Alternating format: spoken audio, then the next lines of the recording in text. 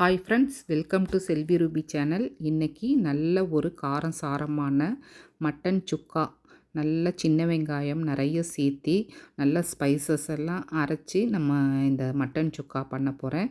ரொம்பவே டேஸ்ட்டு வந்து அட்டகாசமாக இருக்கும். இது வரைக்கும் செல்வி ரூபி சேனலை சப்ஸ்கிரைப் பண்ணாதவங்க ப்ளீஸ் சப்ஸ்கிரைப் பண்ணிக்கோங்க. அப்போ தான் நான் போடுற வீடியோஸ் உடனுக்குடனே நோட்டிஃபிகேஷனில் வரும்.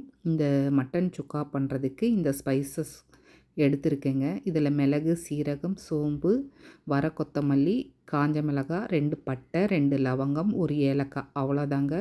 4 முந்திரி பருப்பு சேர்த்துருக்கேன். முந்திரி பருப்பு ஆப்ஷனல் தான், இருந்தால் சேர்த்துக்கங்க, இல்லைன்னா பரவாயில்ல. கசகசா இருந்தாலும் சேர்த்துக்கலாம். அப்படி இல்லைன்னா பாதாம் எது இருக்கோ, இருக்கிற நட்ஸ் எது இருந்தாலும் சேர்த்துக்கங்க. அப்படி இல்லைன்னா கசகசா சேர்த்துக்கங்க. இதை நல்லா வாசம் வர வரைக்கும் ஃப்ரை பண்ணி ஆற வச்சிடலாம். நான் இப்போ 1/2 கிலோ மட்டனை, எலும்பில்லாத மட்டனாக குக்கரில் 4 விசில் விட்டு எடுத்துக்கிறேன். இந்த சுக்கா பண்ணுறதுக்கு ஒரு கடாய் வச்சுருக்கேங்க. நல்லெண்ணெய் வந்து தாராளமாகவே சேர்த்துக்கலாம். இது குட்டி கரண்டி எடுத்துட்டேன். இதில் ஒரு 4-5 ஸ்பூனுக்கு மேலேயே நான் சேர்த்துக்கிறேன். நல்லெண்ணெய் எவ்வளோவுக்கு எவ்வளோ சேர்க்குறோமோ அந்த அளவுக்கு இந்த ரெசிபி வந்து ரொம்ப டேஸ்ட்டாக அட்டகாசமாக இருக்கும். இப்போ ஒரு 1/4 கிலோ சின்ன வெங்காயம் வந்து நல்லா தோல் உரிச்சிட்டு சின்ன சின்ன பீசஸாக நான் கட் பண்ணி ஆயிலில் சேர்த்துக்கிறேன்.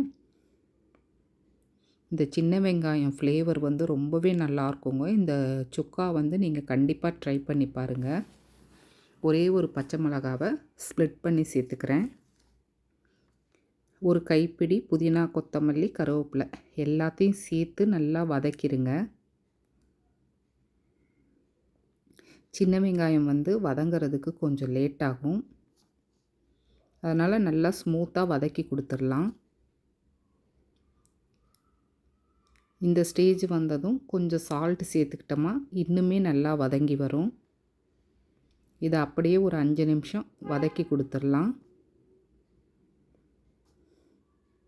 இந்த மட்டன் சுக்கா பார்த்திங்கன்னா கல்யாண வீட்டுகளில் வாழை இலையில் கொஞ்சமாக வைப்பாங்க. டேஸ்ட்டு வந்து ரொம்பவே நல்லாயிருக்கும்.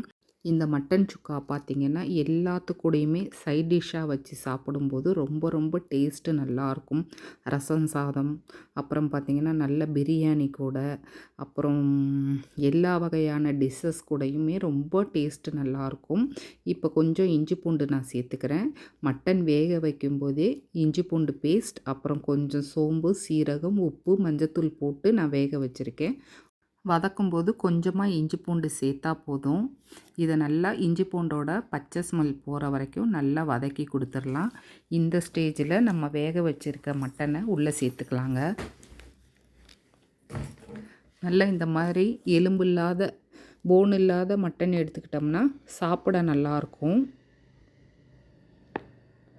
இந்த ரெசிபியை கண்டிப்பாக ட்ரை பண்ணி பாருங்கள். சிம்பிளான ரெசிபி தான். நல்ல ஃப்ரெஷ்ஷான மசாலாலாம் சேர்த்தி பண்ணும்போது டேஸ்ட்டு ரொம்பவே நல்லாயிருக்கும். மட்டன் சேர்த்து ஒரு 5 நிமிஷம் எண்ணெயிலே வதக்கி கொடுத்து ஓப்பன் பண்ணி க்ளோஸ் பண்ணால் நல்லா இந்த எண்ணெயில் மட்டன் வந்து மிக்ஸ் ஆகி ரொம்ப நல்லாயிருக்கும். இப்போ மட்டன் வேக வச்ச தண்ணியை உள்ளே சேர்த்துக்கலாம்.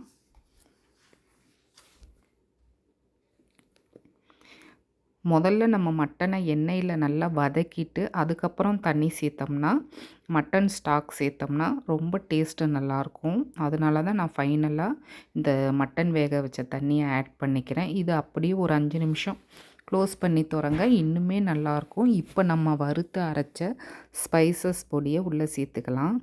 நல்லா கம கமன்ட்டு வாசனையாக இந்த மட்டன் சுக்கா, மிளகு சுக்கா, மட்டன் ஃப்ரை எப்படி வேணுனாலும் நம்ம சொல்லலாம். அந்த அளவுக்கு இந்த ரெசிபி வந்து ரொம்ப சிம்பிளான ரெசிபி. டேஸ்ட்டு பார்த்திங்கன்னா ரொம்ப ரொம்ப நல்லாயிருக்கும். வாசம் பாருங்கள், நல்லா ஜம்முன்னு வருது. மசாலா சேர்த்துட்டு நல்லா மிக்ஸ் பண்ணிடுங்க. இந்த மசாலாவோட கலர் வந்து அப்படியே டோட்டலாக சேஞ்ச் ஆகி நமக்கு கரெக்டான கன்சிஸ்டன்சியில் கிடைக்கும்.